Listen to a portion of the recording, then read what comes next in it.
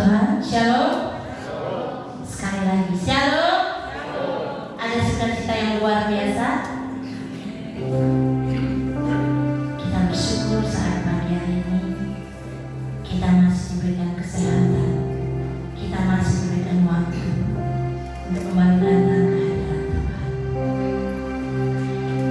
Kita akan memulai ibadah kita saat pagi hari ini. Saya undang sama-sama untuk bangkit berdiri.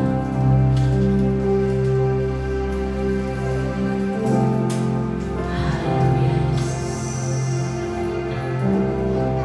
Kami sanjung Engkau di tempat yang maha tinggi Bapa. Layakkanlah kami Tuhan dapat menghadiri tahta kursi Yesus. Terima kasih Bapa. Terima kasih Yesus.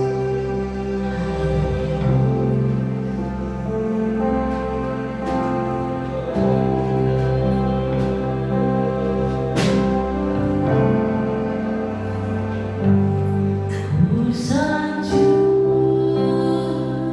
Kau di tempat tinggi, sebab Engkau di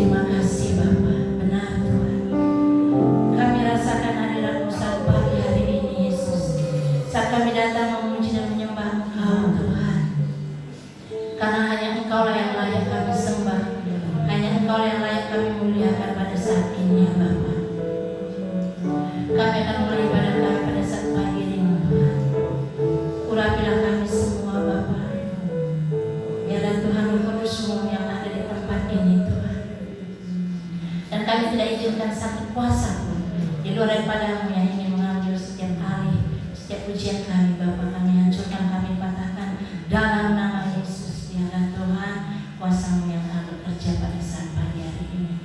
Terima kasih Bapa, terima kasih Yesus. Kehendak-Mu yang terjadi bukan kehendak kami. Di dalam nama-Mu kami beranggap syukur. Haleluya. Amin.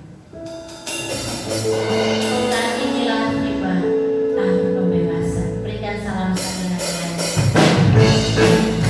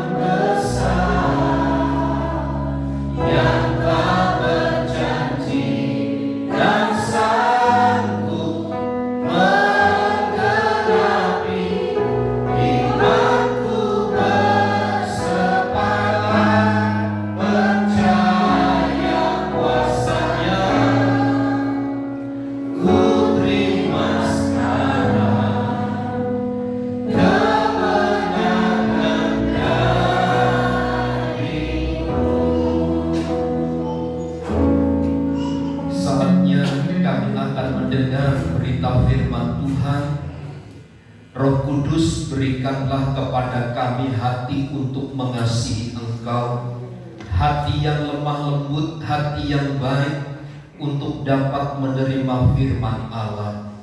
Biarlah kami bersama dengan firman Tuhan semakin mengenal, semakin mengerti maksud dan rencana Allah di dalam hidup kami, sehingga kami menjadi jemaat-jemaat, menjadi umat yang bertumbuh di dalam Tuhan. Pakailah hamba-Mu untuk menyampaikan berita firman Allah pagi hari ini. Biarlah hanya kiranya urapan dan pembelaan dari Tuhan ada dan menyertai kami sekalian.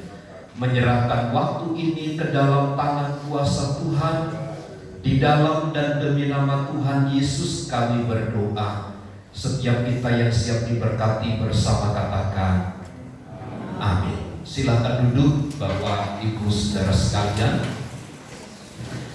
Shalom. Shalom. Baik, puji Tuhan. Bersyukur Bapak Ibu Saudara untuk pagi hari ini Tuhan masih memungkinkan kita ada di tempat ini untuk kita kembali beribadah, memuji dan memuliakan nama Tuhan. Sebab tidak ada sesuatu yang bernilai, tidak ada sesuatu yang berharga di hadapan Tuhan selain pujian dan penyembahan kita kepadanya. Mari kita membuka Alkitab kita di dalam Injil Matius pasal yang ke-13.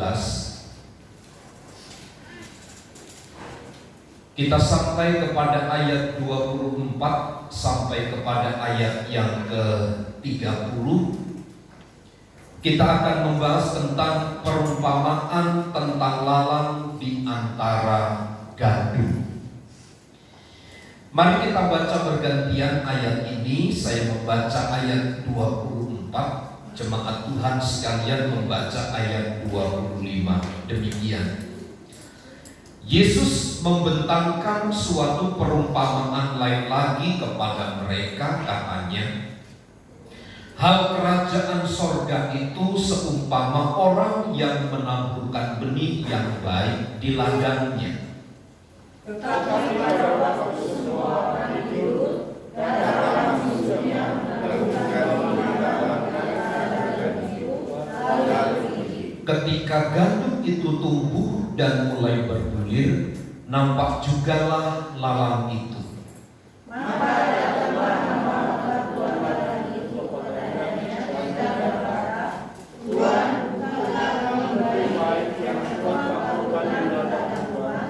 Dari manakah lalang itu? Jawab tuan itu, seorang musuh yang melakukannya. Lalu berkatalah hamba itu kepadanya, jadi maukah Tuhan supaya kami pergi mencabut lalang itu? Tetapi dia berkata, jangan, sebab mungkin gandum itu ikut cacat pada waktu kamu mencabut lalang itu. Biarkanlah keduanya tumbuh bersama sampai waktu menuai. Pada waktu itu aku akan berkata kepada para penuai, kumpulkanlah dahulu lalang itu dan ikatlah berkas-berkasnya untuk dibakar. Kemudian kumpulkanlah gandum itu ke dalam lumbungku. Puji Tuhan. Dari pembacaan ayat ini kita mendapati satu peringatan, sekaligus mungkin ini satu kekuatan bagi setiap orang yang percaya kepada Tuhan, termasuk kepada kita hari ini.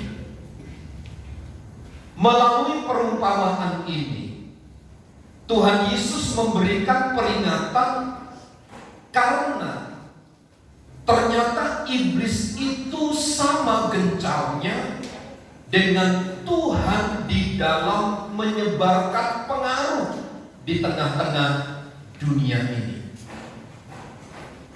Tuhan memanggil orang-orang untuk mengenal Dia, agar Dia memiliki persekutuan dengannya, agar mereka semakin mengenal kerajaan Allah. Tetapi di lain pihak kita dapati begini, iblis mengacaukannya dengan cara memberikan berbagai macam ajaran-ajaran yang menyimpang tentang Allah-Allah yang palsu, tentang berhala-berhala, tentang jerat kenikmatan dari dunia ini. Seolah-olah begini, antara pekerjaan Tuhan dan pekerjaan iblis itu sama-sama gencar, sama-sama berjalan sesuai dengan keinginan masing-masing. Sementara sekali lagi Tuhan memberikan pengajaran hidup yang suci, hidup yang kudus, untuk mengasihi Allah, mengasihi Tuhan dan sesama. Tetapi sementara iblis menyebarkan, Bapak Ibu Saudara, kecemaran hidup di dalam dosa kepada semua kalangan, kepada semua komunitas dan seterusnya. Apalagi sekarang pernikahan sejenis itu sudah merajalela di mana-mana. Sebuah negara yang tidak memberikan kewenangan, sebuah hukum negara yang tidak memberikan keleluasaan kepada mereka, maka negara dan hukum tersebut akan dipersoalkan, dipandang hina, dipandang remeh dan seterusnya. Iblis menawarkan kecemaran hidup di dalam dosa yang pusatnya adalah kepada diri sendiri. Lihat Bapak Ibu Saudara, pengaruh iblis itu begitu gencar hari-hari ini. Saya kemarin mengikuti sebuah seminar sedikit walau melewati handphone. Dia bahas tentang moralitas dengan gadget, moralitas dengan alat komunikasi hari ini. Dia sebut begini, moral seseorang bisa hancur oleh karena apa yang dilihat. Saya punya orang tua umur 84 tahun, dia cerita kepada saya. Setelah malam dia berkunjung ke rumah sahabatnya, rumah temannya, dia pulang ke rumah. Handphone itu dicas, biasa kalau tidur itu ditaruh di atas kepala begitu. Ketika dia bangun dari tidurnya, pintu belakang semua dikunci, termasuk pintu kamar juga dikunci. Tiba-tiba dia bangun, hilang handphonenya. Yang di atas kepala itu hilang. Lalu hari berikutnya dia katakan kepada kepala desa, handphone saya hilang di dalam kamar, padahal semua pintu dikunci. Coba carikan bungkusnya, pasti nanti bisa ketemu. Lalu dibuka di lemari, bungkusnya pun tidak ada, saudara itu. Lalu beberapa kali dia telepon saya, dia katakan begini, sepertinya hampa. Jadi orang 84 tahun gak ada handphone, itu sepertinya hilang kontak dengan siapa-siapa. Itu orang yang usia 84. Bagaimana dengan kita? Waktu kita bangun pagi, mari kita jujur buka-bukaan Bapak Ibu Saudara. Apa yang pertama kali terpikir di dalam otak kita ini? Facebook, WA dari teman, siapa tahu ada info-info, lalu berita-berita yang lain. Bahkan beberapa tahun yang lalu ada jemaat di tempat ini bilang kepada saya begini, lebih baik ketinggalan dompet daripada ketinggalan handphone.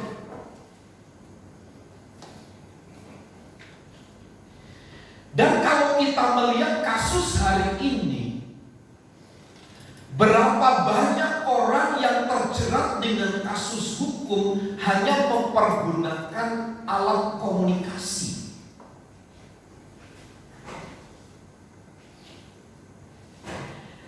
Kalau kita tidak bisa melihat jauh ke dalam, Bapak Ibu Saudara, tentang negatifnya dari alat komunikasi, karena menurut saya alat komunikasi itu bisa mempengaruhi moral seseorang,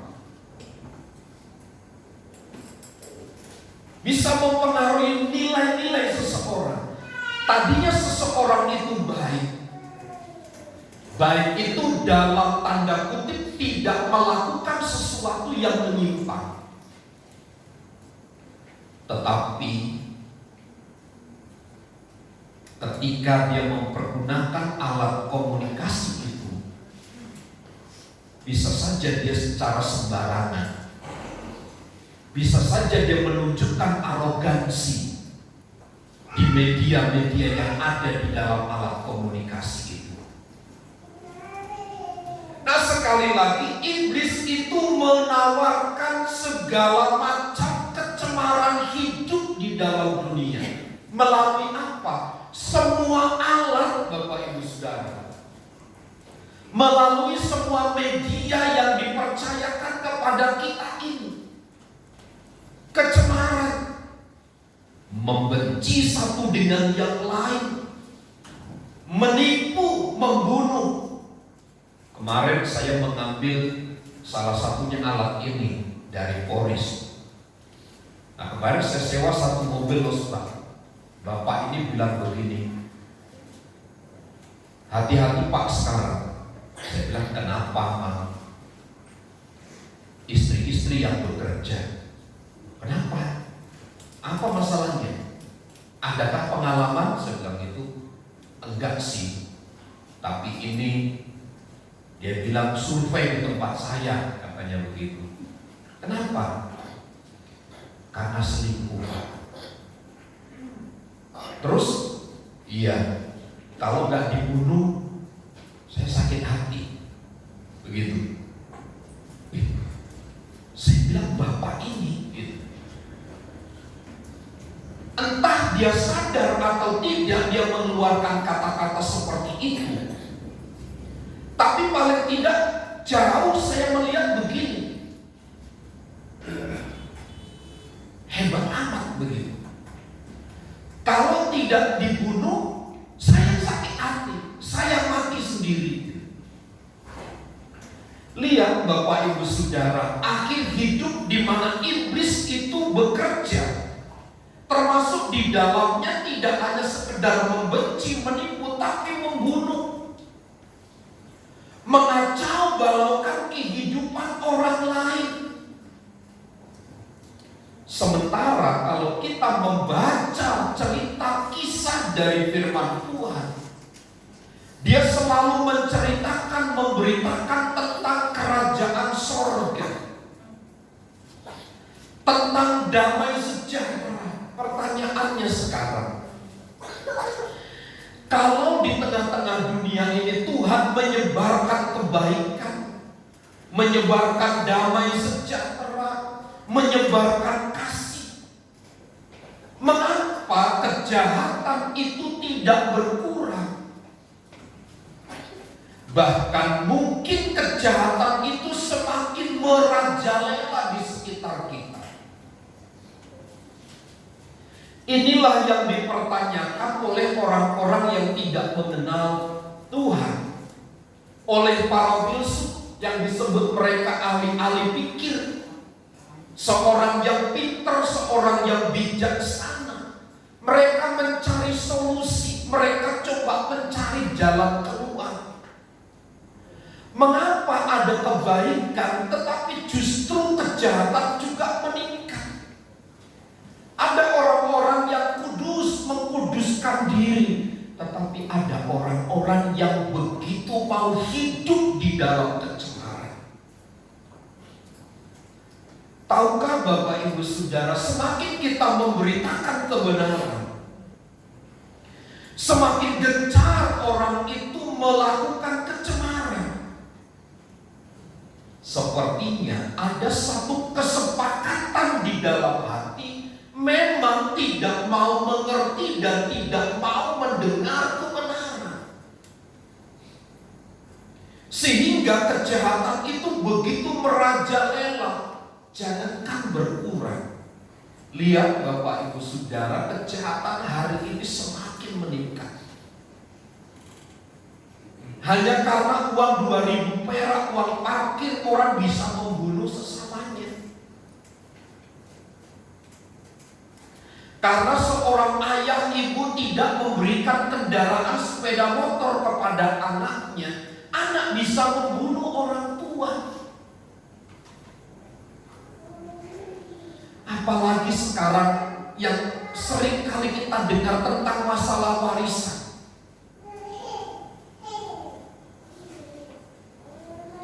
Bapak saya bilang begini, San, itu rumah kamu jual aja di Lampung. Saya bilang, kenapa kok dijual? Nanti bagi-bagi adik-adikmu, kakakmu, kamu gitu. Mumpung saya masih hidup. Saya bilang sama orang tua, saya tidak mau ambil bagian saya.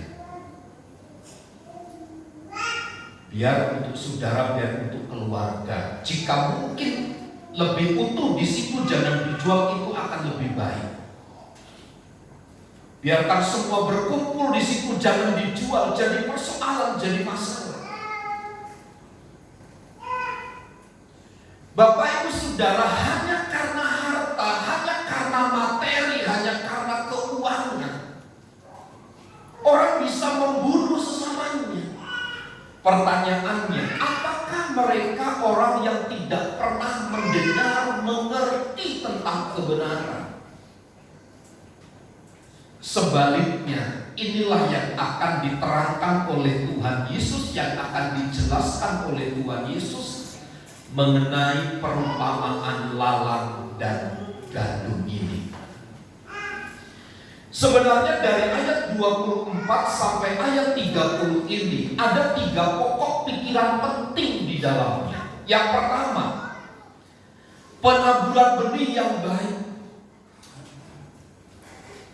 Penabur benih yang baik itu adalah ketika anak manusia berada di dalam dunia.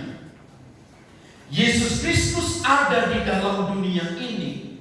Ia menabur benih kebaikan, yaitu kepada anak-anak kerajaan sorga.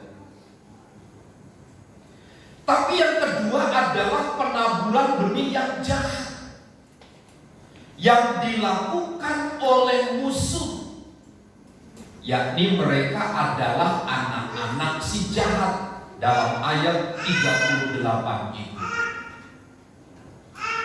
Pikiran yang ketiga adalah begini, ada benih yang baik, benih yang jahat, dibiarkan tumbuh bersama. Nah, ini akan menjadi polemik yang berkepanjangan sampai hari ini, yang seperti tadi dipertanyakan oleh para filsuf, oleh para ahli pikir, orang-orang pintar.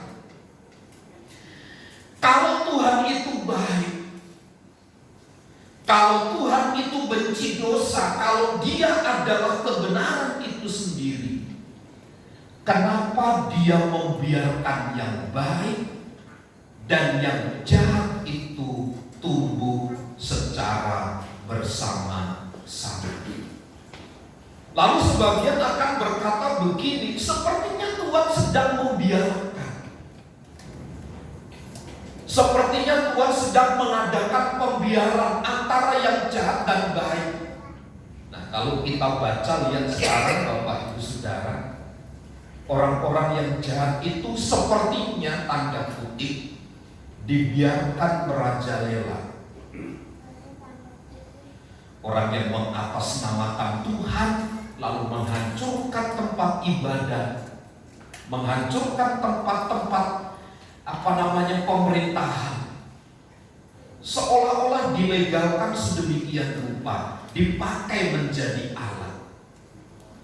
Alkitab sudah memberikan sebuah pandangan penjelasan baru, baik benih yang baik dan benih yang jahat itu mereka sama-sama dibiarkan tumbuh. Dan kalau orang tidak memahami konsep ini dengan baik, tidak memiliki pengertian yang baik tentang ini, maka sesungguhnya dia sedang menunggu waktu yang baik untuk menghujat Tuhan itu sendiri. Namun selanjutnya kalau kita membaca sampai kepada ayat yang ke-30, maka sesungguhnya kemudian ada satu pembedaan. Pertumbuhan keduanya memiliki batas. Karena apa? Ada masanya mereka sama-sama dituai. Ada saatnya pula mereka akan dipisahkan satu dengan yang lain. Bapak Ibu Saudara, betapa menyedihkan melihat hari ini kejahatan terjadi, kebaikan juga terjadi. Ada orang-orang yang menguduskan diri, tapi ada orang-orang yang terus meningkatkan kualitas kecemaran hidupnya. Sepertinya ini terus berjalan bersama-sama. Kalau sekali lagi, kalau kita tidak memahami kebenaran ini, maka sesungguhnya tinggal tunggu waktu saja kita akan memberontak kepada Tuhan. Bagaimana mungkin Tuhan yang menyebarkan kebaikan, yang menyebarkan kedamaian, Tuhan yang sama sedang membiarkan kejahatan merajalela. Benih gandum ditabur, tapi juga iblis menaburkan benih yang jahat ketika mereka sedang beristirahat, ketika mereka sedang tidur. Bapak Ibu Saudara, kitab Petrus pernah menyatakan begini, berjaga-jagalah, berawas-awaslah, singa itu mengaum.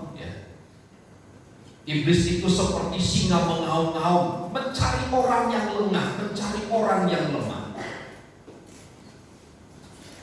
Kalau kita melihat dari pembacaan ayat kita ini, kapan saatnya benih ilalang itu ditaburkan?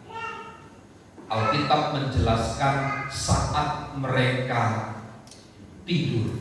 Ayat 25, tetapi pada waktu semua orang tidur, datanglah musuhnya menaburkan benih lalang di antara gandum itu, lalu pergi. Tertidur di sini tidak ada unsur sebenarnya kesengajaan, karena memang normalnya kita istirahat, kita tidur. Tetapi justru kesempatan itu dipergunakan oleh iblis untuk menaburkan benih yang jahat. Pertanyaan yang muncul dari ayat ini adalah, para penunggu kebun itu berkata di dalam ayat itu, bagaimana Tuhan kalau ilalang itu aku cabut gitu, supaya menyelesaikan masalah. Tuhan berkata dalam ayat itu tidak bisa.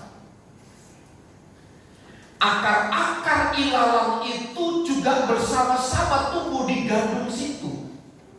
Kemungkinan besar kalau ilalang itu dicabut, pasti gandum itu juga akan tercabut. Lihat Bapak Ibu Saudara, cara kerja iblis begitu hebat hari-hari ini. Dia menaburkan benih pada waktu kita sedang tidur, pada waktu kita sedang beristirahat, pada waktu kita tidak waspada.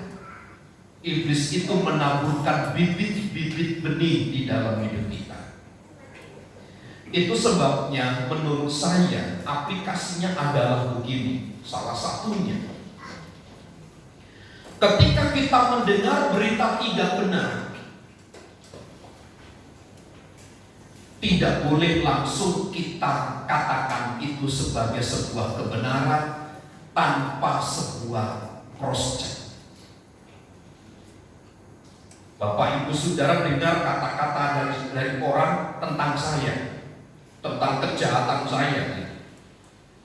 Jangan langsung Bapak Ibu Saudara berkata, wah Pak Gembala saya jahat.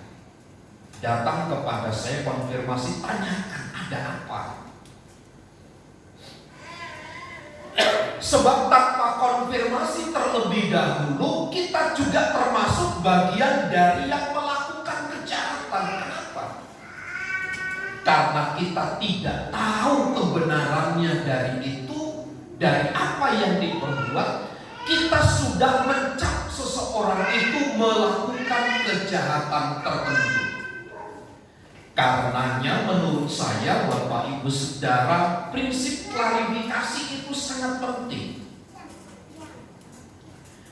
Itulah sebabnya kenapa Alkitab menjelaskan kepada kita antara benih ilalang dan benih gandum dibiarkan mereka terus bertumbuh sama-sama. Tapi yang membedakan adalah nanti pada waktu mereka berbuah. Saat mereka bersama-sama berbuah nanti menghasilkan buah, maka gandum itu akan diambil benihnya dan dimasukkan ke dalam lumbung Tuhan.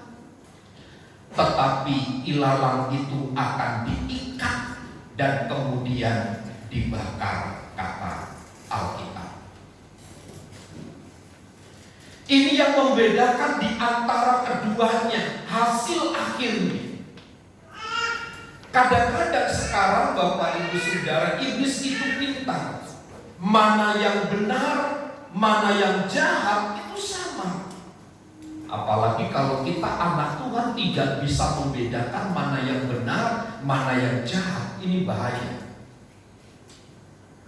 Itu sebabnya satu-satunya klarifikasi dari Alkitab adalah kita harus berjaga-jaga. Kita harus waspada.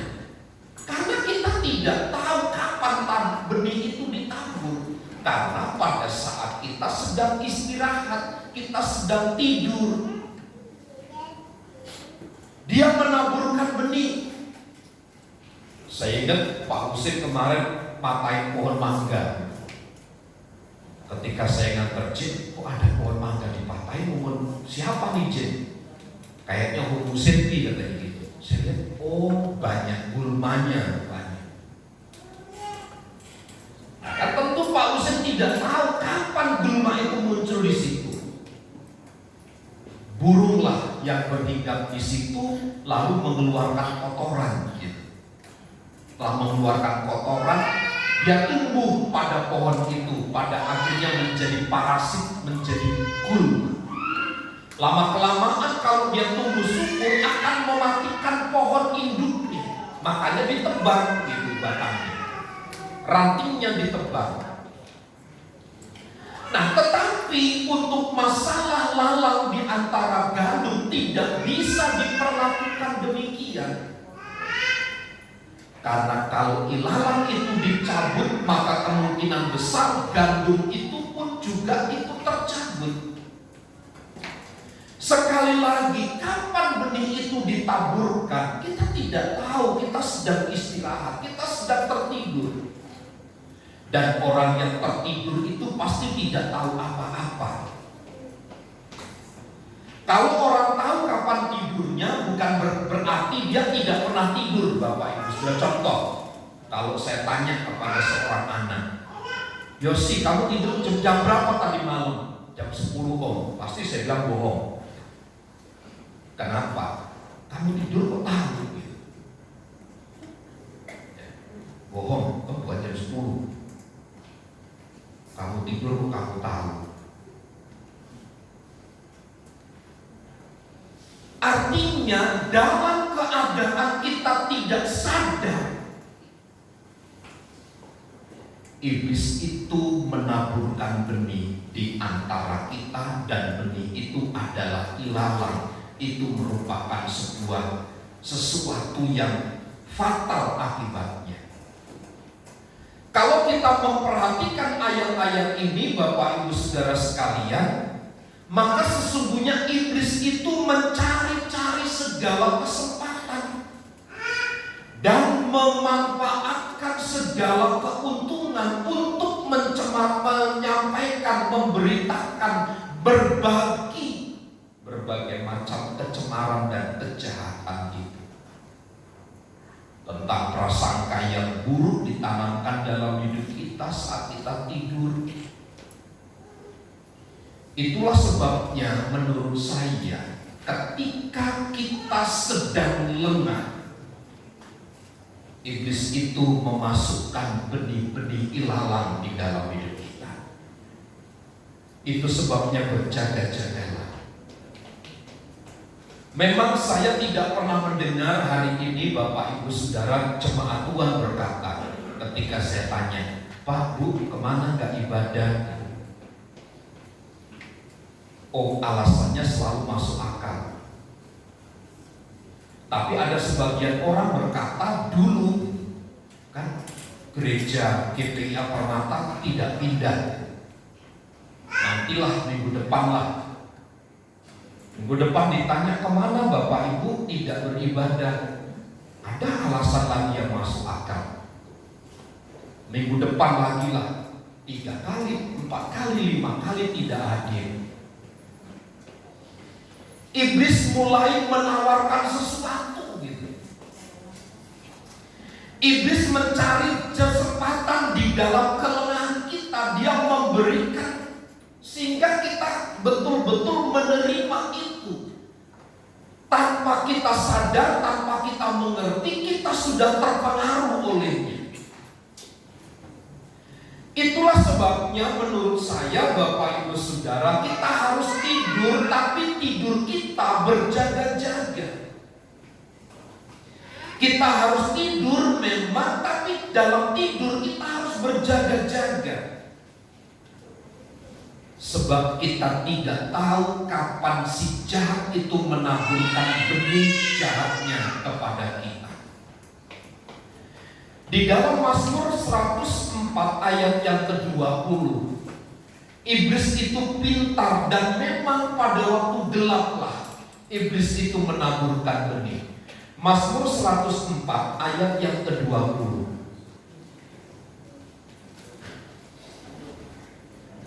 Engkau yang telah membuat bulan menjadi penentu waktu, matahari yang tahu akan saatnya, akan saat terbenamnya. Ini ayat yang ke-20.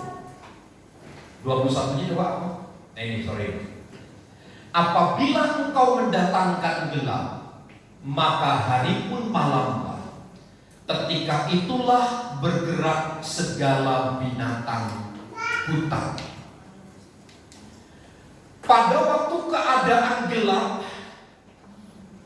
pada saat kita tertidur pada waktu malam, saat itulah bergerak segala binatang hutan. Maksud segala binatang hutan itu adalah yang jahat.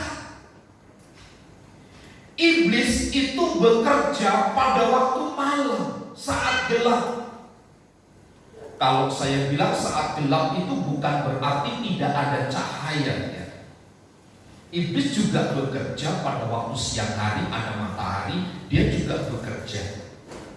Tapi maksud saya gelap bukan pada ada matahari, ada bulan, dan bukan pada posisi itu. Tapi yang saya maksud adalah saat kita lengah. Disitulah iblis menaburkan benih yang jahat kepada kita. Saya coba menyampaikan begini pagi hari ini berdasarkan Matius 13 ayat 24 sampai ayat yang ke-30. Sampai kapanpun kejahatan itu akan tetap ada seiring firman Tuhan diberitakan. Kita tidak bisa meniadakan kejahatan seiring kebenaran itu disampaikan, diberitakan. Tapi Tetapi bagi kita sebagai orang percaya, jangan pernah kita lengah.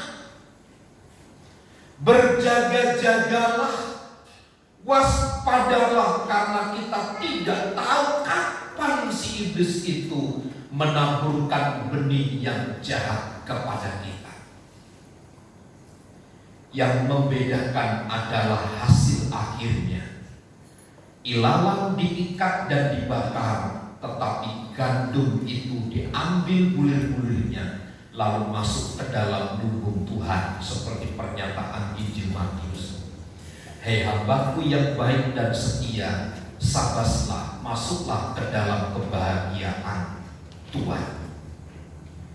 Untuk siapa pernyataan itu dinyatakan? Adalah bagi mereka yang tetap berjaga-jaga.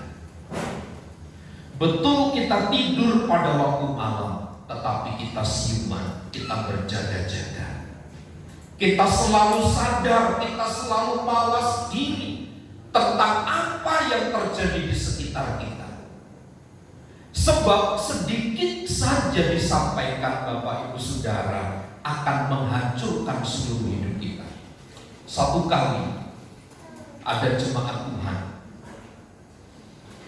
saksi Yehova, saya mohon maaf, saksi Yehova itu tidak mempercayai Yesus itu sebagai Tuhan. Satu kali ada satu jemaat Tuhan yang bilang begini, Pak, kami diberikan selebaran, terus saya bilang tolak Bu, karena itu tidak mengenal kebenaran. Dia menyampaikan tentang Alkitab, tetapi dia menyimpangkan Alkitab.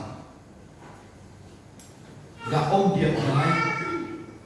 Kami kunjungi terus, kami pantau terus bagaimana Bu. Mulai minggu tidak datang, berikutnya tidak datang. Ketika kami berkunjung, dia tidak mau bicara. Akhirnya lama-kelamaan dia ikut saksi Yehova.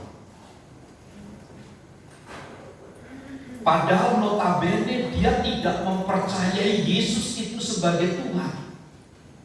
Yang dia tahu Yesus itu manusia biasa sama seperti kita, yang dilahirkan oleh manusia. Hanya sebatas itu. Untuk hal-hal yang menyimpang Bapak Ibu Saudara, untuk hal-hal yang seperti ini orang tidak sadar. Nah, menurut saya hati-hati, waspada terhadap hal demikian. Karena orang-orang yang menyimpang dari kebenaran, mereka seperti ilalang yang kemudian diikat, yang dibakar pada akhirnya. Tetapi bagi mereka yang tetap berjaga-jaga dan siuman, mereka yang tetap membangun dirinya di atas kebenaran firman Tuhan, mereka akan masuk ke dalam kebahagiaan Tuhannya. Ilalang akan dimusnahkan pada hari penghakiman. Kejahatan akan dimusnahkan pada hari penghakiman. Tapi benih kerajaan Allah yang sudah matang itu akan dituai dan dimasukkan ke dalam kerajaan surga. Nah, pagi hari ini Bapak Ibu Saudara, mari kita punya satu pandangan yang baik. Ketika benih firman Allah ditaburkan, iblis itu juga bekerja sama. Dia menaburkan benih-benih kejahatan. Tapi bagi kita yang percaya kepada Kristus, sadarlah, berjaga-jagalah. Karena itu yang akan menjaga kondisi kehidupan kita sampai kepada akhirnya. Hati-hati, waspada dengan apa yang dipercayakan kepada kita hari ini. Jangan sampai itu menjatuhkan kita, karena iblis bisa pakai segala macam cara untuk membawa kita masuk ke dalam kejahatan dan kecemaran dunia. Sekali lagi, mari kita berjaga-jaga dan hiduplah di dalam kebenaran firman Tuhan. Tuhan Yesus memberkati. Mari kita berdoa. Bapa, kami bersyukur untuk pagi hari ini. Beberapa hal tentang nilai-nilai kebenaran kami sudah dengar. Di tengah-tengah kami, seiring dengan bertumbuhnya damai sejahtera, seiring dengan ditaburkannya benih-benih firman Tuhan, iblis juga tidak akan pernah tinggal diam. Dia akan juga menaburkan benih-benih kejahatan agar hidup orang-orang manusia ikut dari kecemaran dunia. Tapi hari ini kami telah belajar dari firman Allah. Biarlah kiranya kami menjadi umat-umat yang waspada, menjadi gereja Tuhan yang berjaga-jaga, sebab kami tidak tahu kapan iblis itu menaburkan benih kejahatan di dalam hati kami.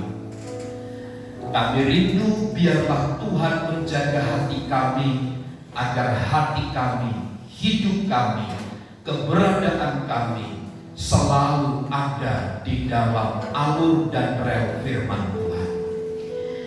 Segala pengaruh-pengaruh yang ada di sekitar kami, segala celah-celah yang dipakai oleh iblis, segala kesempatan yang dipakai oleh iblis, hari ini kami patahkan dalam nama Yesus. Biarlah kami menjadi umat yang waspada, yang berjaga-jaga di dalam menyikapi banyak hal yang terjadi di sekitar kami. Kami akan berfokus kepada Tuhan, memperhatikan firman dan kebenaran, karena dari sana kami akan semakin bertumbuh dari hari ke hari. Berkati kami dengan kuasa firman Allah, agar kami semakin kuat di dalam Tuhan. Kami terima firman-Mu dengan hati bersyukur, di dalam dan demi nama Yesus. Setiap kita yang percaya dan diberkati bersama katakan amin.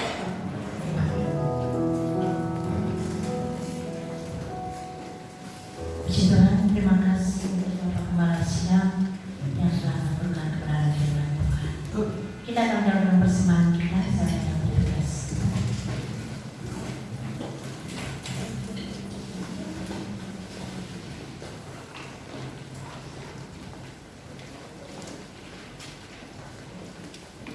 Kita kembali bersatu di dalam doa. Terima kasih Bapa, terima kasih Yesus untuk kebenaran firman-Mu yang kembali menguatkan kami. Ajar kami senantiasa Tuhan untuk tetap setia di dalam mengiring Engkau Yesus. Berkatilah persembahan kami pada saat pagi hari ini Bapa. Terlebih Engkau memberkati tangan-tangan yang tidak bisa memberi, sehingga di lain waktu kami bisa memberikan yang terbaik guna hormat kemuliaan nama-Mu. Terima kasih Bapa, terima kasih Yesus. Kami akan jalankan persembahan kami dalam berkat nama Tuhan Yesus. Haleluya. Amin.